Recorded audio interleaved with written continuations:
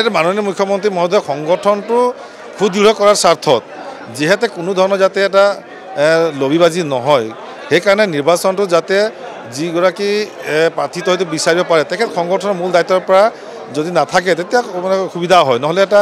লবি কেন্দ্ৰিক এটা সংগঠনৰ মাজত হ'ব পৰা এটা সম্ভাৱনা থাকে ভাবিয়েই কাৰণ আমি অহা ২৬ চন নিৰ্বাচনত আমি লক্ষ্য লৈছোঁ যে ১০০টা চিটৰ ওপৰত চিট আমি জিকিবৰ কাৰণে মাননীয় মুখ্যমন্ত্ৰীয়ে লক্ষ্য লৈছে সেইকাৰণে এটা সংগঠনৰ কাৰণে ভাল গতিকে যিহেতু সংগঠনৰ কাৰণে যথেষ্ট আমাৰ বহুত মানুহ আমাৰ আছে কিন্তু বিধানসভাৰ কাৰণে আমাৰ ১২৬টা চিট যিহেতু ১২৬ গৰাকী ধৰক তাত মানে যিহেতু প্ৰাৰ্থিত্ব পাব গতিকে সকলোৱে সংগঠনৰ কাম কৰিব পাৰিব আৰু এনেকৈ নহয় যে কালি বিধায়ক মন্ত্ৰী বা সাংসদ হ'লে যে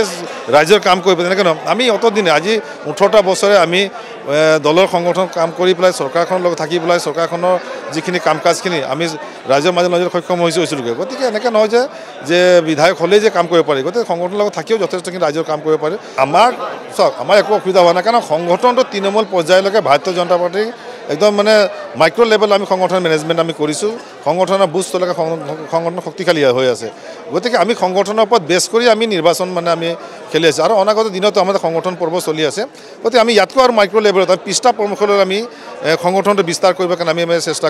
কৰি আছোঁ গতিকে অহা নিৰ্বাচনত আমি সংগঠনৰ ওপৰত বেছ কৰি আমি নিৰ্বাচন মানে আমি অৱতীৰ্ণ হ'ম